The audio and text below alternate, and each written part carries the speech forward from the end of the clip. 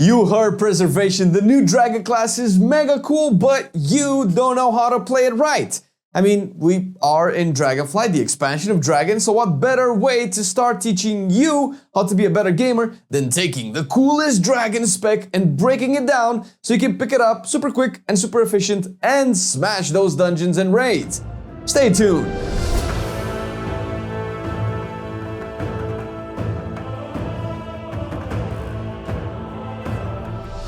As far as the talents are concerned, whether you are a returning player or someone completely new to the Dragonflight talent system, you have to understand that there are many variations to how you can play the spec. Some talents will be core based on the build you will be taking. We will talk about a few builds to try out so you can get started, but after that it's down to you and how much more advanced you want to become as a Preservation player. First off, the class talents you will want to go with are these that you see on the screen right now when it comes to raiding.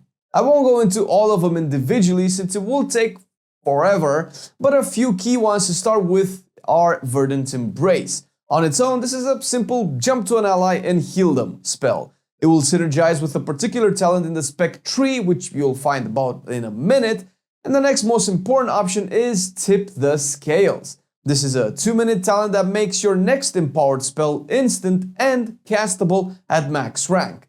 You'll most of the time pair this up with Spirit Blossom, which is yet again a talent in your class tree. Innate Magic is also an important talent that will make your rotation and throughput stronger and more consistent. On top of these, you will definitely want to pick all of the talents that increase healing, green healing, and simply make Emerald Blossom stronger, like Bountiful Bloom. These are pretty self-explanatory, so going in depth is probably irrelevant because who doesn't want to do bigger numbers? Bigger is always better. There are a lot of defensive choices to go for, from damage reduction to more stamina. Obsidian Scales, with a talent to have 2 charges of it, can potentially be the strongest defensive in the game for a non-tank spec. With 30% damage reduction and a second charge, this will solve a good amount of survivability issues. Use also Renewing Blaze, especially paired up with one of its upgrades, one that reduces its cooldown to 1 minute and another one that can have some neat interactions with the Life Bind talent where the bonus heal you do to yourself is also transferred to the binded target. A bit niche and advanced, but it's good to be aware of it. Once you activate this, as long as you don't get one shot, you gain an 8-second buff that will record all the damage you take and heal it back in full over 8 seconds. Amazing defensive. And the last talent I would recommend never to skip is Aerial Mastery. This will give you an extra charge of hover for that much needed mobility when you need to reach and heal everyone in your raid. It can be a good defensive option, but I found that most of the time you will want it to compensate for your lack of range, which is a bit weird, I admit, but hey, it also has a lot of other useful uses on top of it all. As for the spec talents, before you get your 2-tier set bonus, you will want to play the Emerald Blossom build. Although most talents will remain the same, a few core ones will be very important. In no particular order, Life Bind will be the best option for all Preservation builds. This will synergize with the Verdant Embrace spell we talked about earlier. This acts as a heal transfer between you and your target, and if duplicated with Echo, the buff will apply to everyone involved, which will once again synergize with Emerald Communion. This particular talent heals you for a lot and also restores mana. Any overhealing is then transferred to an injured ally. Now, if a bunch of people have the Life Bind buff on them, 40% of the healing to you or from the overhealing sent on an ally will be duplicated on everyone with Life Bind. This is an incredible combo that you can use when healing a large number of people, of course once every 3 minutes. The other key talents you will want are Field of Dreams and Fluttering Seedlings, which go hand in hand. These make it so when you heal someone with Blossom, you also heal another person with a seedling that just sprouts from the Blossom. And with the Field of Dreams, that seedling has a chance to sprout into a new Blossom. And the cycle keeps repeating as long as RNG gods favor you. To go with these, you will definitely want to pick up Cycle of Life, that will work together in big windows of you shooting out a bunch of blossoms left and right on your raid. The rest of the talents are optional, although you will end up picking them most of the time anyway since they unlock what you want or simply for their effect as the next best thing to take. For those, you will find out more on how to use them in the rotation section. Once you do acquire your tier set, specifically the 2-set bonus, the build will be as follows, with still a lot of similarities between it and the one you just saw. As for the general talents, nothing really changes with your tier set except that maybe Emerald Blossom talents are significantly less important, to the point where you could skip them if you want to, but might still need them as a prerequisite. Moving into the spec talent tree, now that you have your 2-set, your main healing spell will be Reversion, so you want to use all of the Reversion talents. The main purpose of this is to have a lot of crit to extend the duration of the hot through its basic mechanic. Although you would have picked it before as well, Temporal Anomaly with Resonating Sphere will make spreading echoes and by extension spreading reversions out much easier. The reason you want to spread your heal over time outside of the obvious is because of the Golden Hour talent that makes it heal for 15% of the damage the target took in the last 5 seconds. With an extended duration and a 15% of the damage taken also healed, Reversion will become a mega efficient and cheap spell to use, especially if you have a lot of critical strike. Although the Temporal Anomaly's echoes are weaker, the Golden Hour effect will be the same, so the benefits are really good. The echo spreading will also work with the Emerald Communion combo even better, since you will do so on many more people than simply just hard casting echoes. Not to mention that the actual Temporal Anomaly spell is a mega efficient healing mechanic since it applies absorb shields on people affected. It is very heavy on your mana though, so be careful. The other core synergies with Reversion will be Spark of Insight, which will give you more essence bursts considering you will want to spam Reversions even more, giving you more echoes, which give you more stacks of temporal compression that will mean even more sparks of insight. More on this in the rotation. And last but not least, Grace Period will be pretty self-explanatory. Targets will take extra healing while Reversion is on them. There are other talents you will notice, like Stasis and Dreamflight. All very nice talents, and although Dreamflight has very simple uses in raids, Stasis is a tad more involved, so let's talk about it in the Mythic Plus context. Here is where things can get a bit more dicey and complex. First of all, the general build you will want to go with is this one. It will be similar to the tier set raid build, but without Temporal Anomaly and a few others. Although Temporal Anomaly can be incredibly strong in dungeons where people stack, like in Halls of Valor, on Fenrir or Herja, or simply when you just have a lot of melee. Always keep in mind that you are way more flexible than in past expansions as a player with the new talent system. But you will notice some big differences. First of all, you will go for Life Giver's Flame. This will make your Fire Breath heal an injured ally for 80% of the damage it deals, which is good because heals are good, but also because in dungeons you will want to be more active with your DPS, as you may have already become accustomed to. Life Force Mender makes Living Flame and Fire Breath deal and heal more damage based on 2% of your maximum HP. Although you will notice a lot of similar talents between the M+ and Raid builds, a few that I haven't mentioned start with Stasis, as promised. This is one of the most interesting spells in your arsenal. A 1.5 minute cooldown, this will record your next 3 helpful spells, and when you recast it, it will launch those spells in that order on the same targets.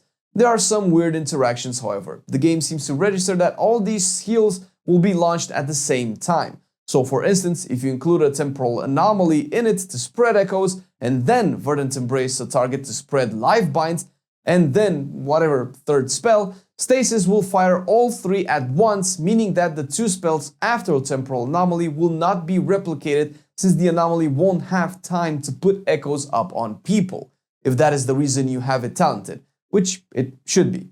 But alternatively, you can pair Stasis with Verdant Embrace, Dream Breath, and Spirit Blossom for powerful double burst combos. Stasis will also cast the empowered spells at the rank you recorded them at. For instance, if you use a tip of the scale Spirit Bloom for max targets, Stasis will do the exact same thing again. Stasis is essentially a cooldown that can either set you up for another combo phase for big heals, or simply store your burst healing cooldowns for a second use, since Preservation relies heavily on small healing cooldowns or smart and efficient healing combos with Echo. The other talents I would recommend you pay strong attention to as you start healing an M+, are Call of Ysera and Renewing Breath. These affect Dream Breath, which is likely your strongest heal if used properly. You will 99% of the time cast Dream Breath at rank 1 for the efficient hot. With the buff from Verdant Embrace and Renewing Breath, your heal over time can easily heal your party to full, or at least provide an almost full health bar worth of healing over the course of its duration.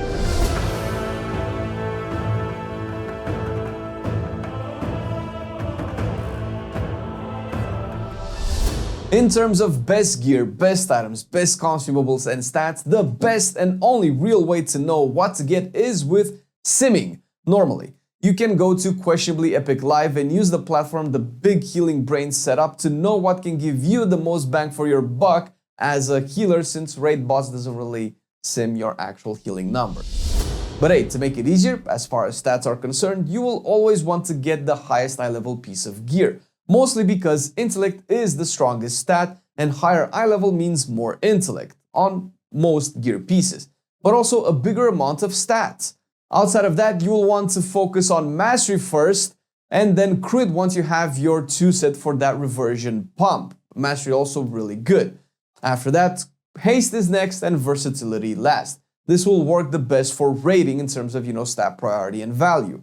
For Mythic Plus though, haste and mastery are pretty much tied on the first spot, with crit and versatility tied for last. This will give you the most healing throughout in dungeons, and if by chance you want to optimize for damage, go for any stat except mastery. When it comes to the enchants, most will give you stats, and considering we just went over stat priority, simply comply with it and just use the enchants that coordinate with your desired stat priority. Otherwise, to start it off, if you cannot be bothered to keep track of your stat priority, for your weapon, get Sophic Devotion, or the cheaper version, Sophic Writ. And as a rune, use the Buzzing rune whenever you can afford it. Your chest will have the Waking Stats enchant, but if you cannot afford it, Reserve of Intellect is a cheaper alternative. The legs will get the Temporal Spell Thread as the ideal one, or Vibrant Spell Thread as the alternative, while the rings will be enchanted with either Devotion of Mastery or Writ of Mastery if you are tight on gold. Although mostly optional, your boots can be enchanted with Watcher's Loam for the added stamina, which works nicely with your mastery when healing your target. For the cloak and bracers, you will want Leech, so go for Regenerative Leech and Devotion of Leech respectively, or aim for their cheaper alternatives which share the same name, both Writ of Leech, but make sure you buy the cloak and bracer specific versions accordingly. There are more types of gems this time around. First of all, for raiding, you will want the Skillful Illimited Diamond as your primal gem of choice, with the rest of the sockets filled with Sensei's Neltharite. In Mythic Plus, go for the Inscribed Illimited Diamond for your primal gem and the Crafty Alexstrasite for your other sockets to maximize the ideal stats for each content type. There are 3 good files to aim for, depending on the content and your gold pocket. File of Elemental Chaos will be the ideal one in all situations related to raiding. A cheaper one would be the File of Tepid Versatility, which I use in all content. But if you want to maximize your DPS, especially in dungeons, File of Glacial Fury is your go-to. Similarly, your best raiding potion will be the Potion of Chilled Clarity, although a tad more difficult to use properly. As such, could be replaced with the Potion of Frozen Focus. And for the dungeon DPS option, Elemental Potion of Power would be your ideal choice here. Your food options are the same as always. A feast, whenever available, would be the best thing ever, especially the Grand Banquet of the Kalu'ak, or in any other situations, just go for a Fated Fortune cookie, and that will do just fine.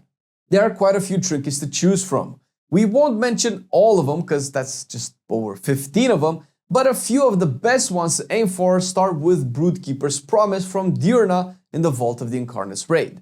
This pairs you up nicely with a fellow friend, and you both get a bonus in stats if you sit nicely next to each other on top of a nice health regen, easily the best trinket for the healers on the market. While we are on the raid topic, the Whispering Incarnate icon is a special trinket that changes its effect based on your role, and it drops from the Primal Council boss fight. For Preservation, you will get a haste buff and more on top of it if your allies are also using this trinket in your group, if they are of a different role of course. Another easier trinket to get is the Void Mender's Shadow Gem, which drops from Shadowmoon Burial Grounds or if you were lucky, the static charge scale from the world boss is a very strong trinket, especially early on. Mentioning this specifically since I had it in my bags for a long time before realizing it was better than everything else I could equip at the time.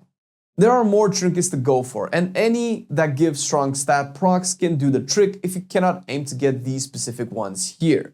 And we cannot talk about gear without mentioning the special evoker staff that drops from Diurna in the raid. Carnalex, the first light, is a haste mastery staff at a much higher eye level than anything else in the raid, and solely for that it would make for the best weapon of choice. Its effect is also really nice to add a bit more damage into your priority target, whether it's a raid boss or a dungeon lieutenant.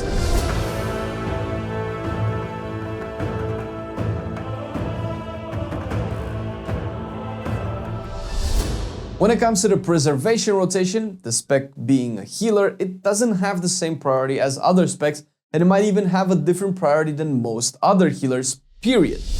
The general priority, just to keep it a little bit simple, wants you to make sure to keep reversion on cooldown regardless of your build. Next, you'll want to not cap on essences by spending them on echoes or emerald blossoms depending on the situation and build. Keep fire breath on cooldown and spam living flame as a filler to generate essence burst. After this, it will be a matter of using your healing cooldowns and combos based on the situations. Although I cannot reliably tell you what to use when, I can attempt to explain what the main combos are and what they can accomplish, leaving the rest up to your decision making. First of all, you need to understand that your main healing abilities are either Emerald Blossom, which consumes essence, or abilities empowered by Echo, which consumes essence. As such, you will want to find every opportunity to spam Living Flame to either deal damage or heal, so you can proc Essence Burst.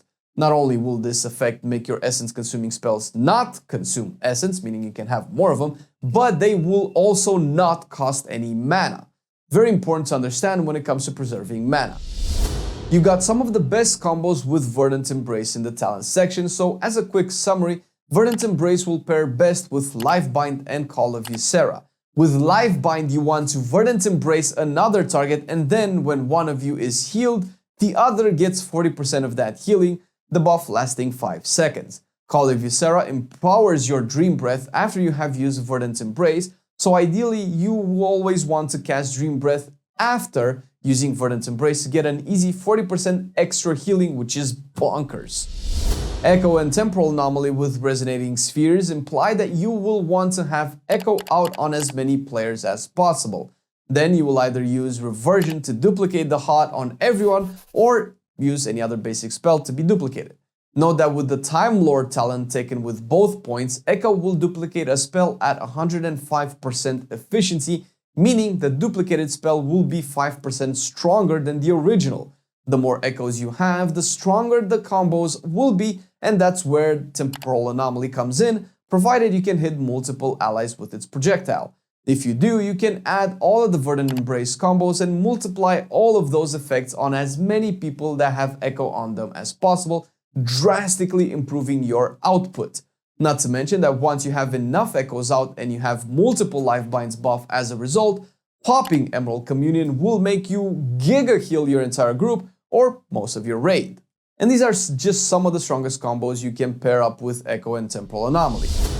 As mentioned in the talents, Stasis combines with all of your spells, even Dispels, although that tends to be a bit gimmicky, since it will only dispel the same target, meaning you would have to pop Stasis and spam your Dispel 3 times on 3 different targets supposedly, on nothing to actually dispel just so that it can register in Stasis and not have its cooldown incurred.